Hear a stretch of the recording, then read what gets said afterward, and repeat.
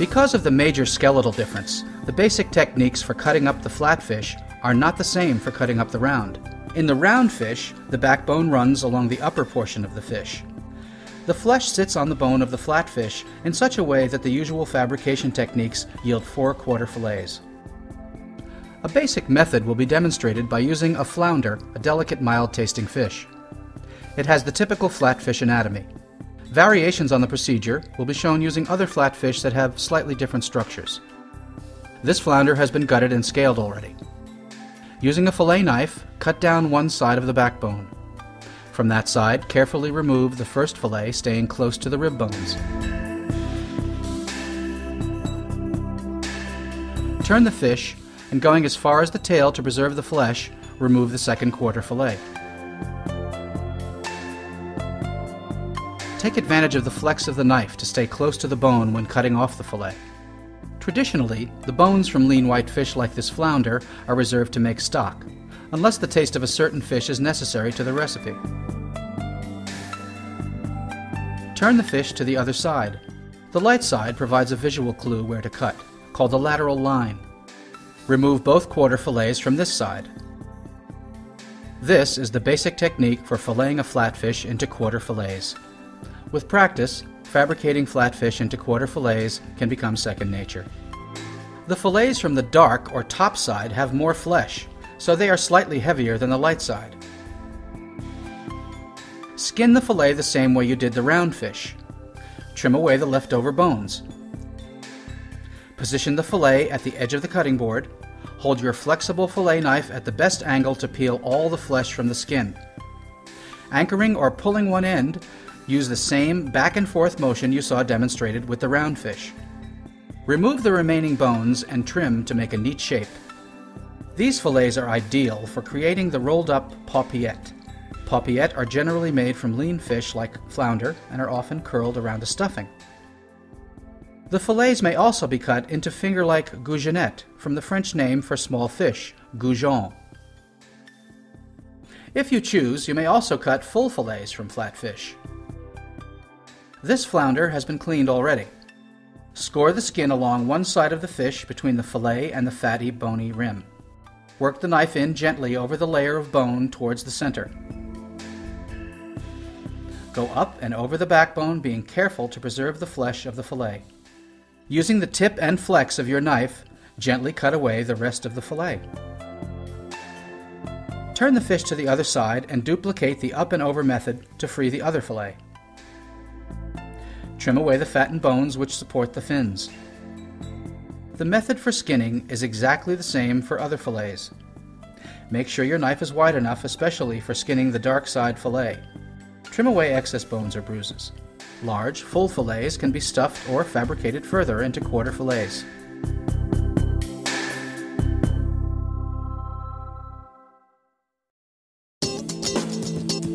This is Dover sole, a flat fish whose fabrication is often finished tableside with great flourish.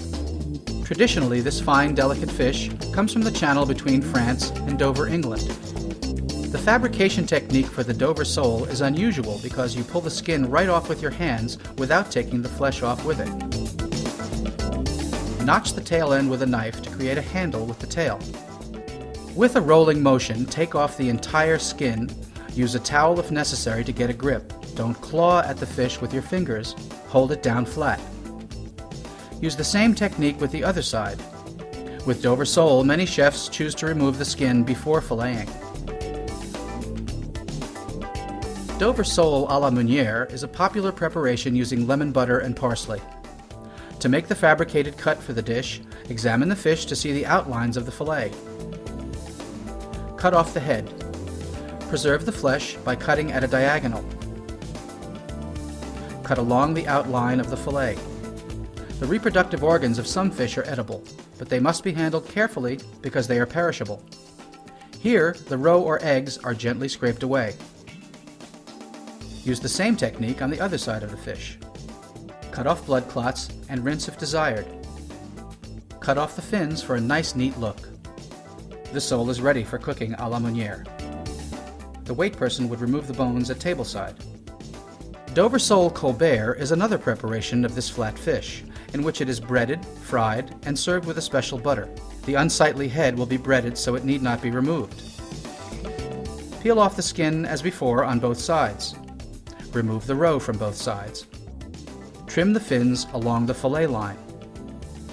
With a fillet knife, make a neat cut down the middle.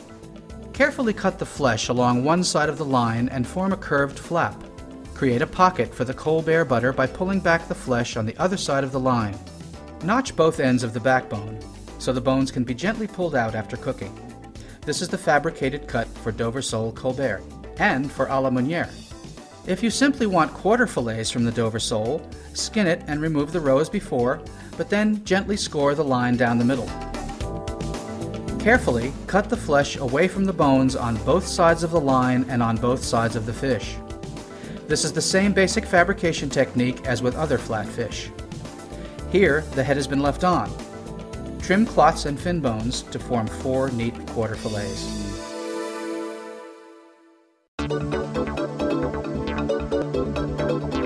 The fabrication technique to make quarter fillets from a much thicker fish can be demonstrated on the turbot.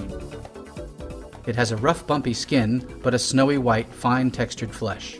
Because of the large size of this fish, first cut down the center from head to tail, but instead of cutting the fillet from this line, it is easier to start cutting the fillet from the outside in. Examine the fish to locate the fillet part. Score along the line to avoid the fat and bony part. Carefully cut the flesh away from the layer of bone and remove the first quarter fillet. The second fillet can be removed from the center working out as you would do with a smaller flat fish. The 2 fillets are different in size because the belly of the live fish contains roe and guts. Use the same technique on the other side to cut off quarter fillets. Trim away fat, bones, and bruises. The skinning technique is exactly the same as you've seen with other fish. Clean up the fillets as before. These fillets are perfect for fabricating further into tranches of different sizes or goujonnette.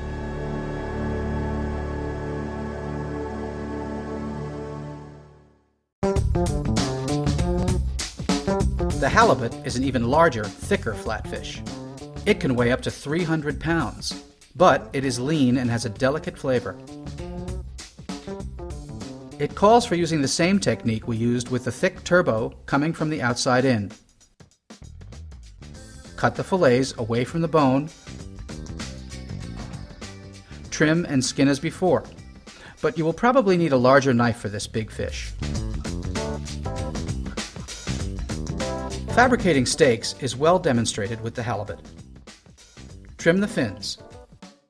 With a chef's knife, cut down the length of the fish along the backbone.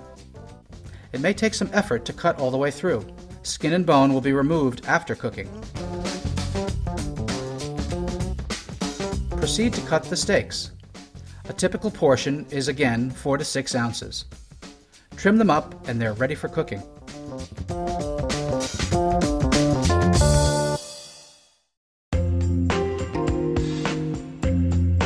These are the wings of the skate. It is technically a non-bony fish, but since the flat wings only are fabricated for food, we're treating them as a flatfish. Locate the cartilage portion and place the fillet knife above it. Then carefully cut the whole fillet away. Since the skate spoils rapidly, be sure it smells fresh when you receive it. The skin is very rough, so use a towel if necessary. Do the same thing on the bottom side of the wing. This fillet will be a bit lighter in weight. The stringy but sweet-tasting flesh makes an interesting preparation. To skin, use a large knife. You may need a towel because the flesh is very slippery.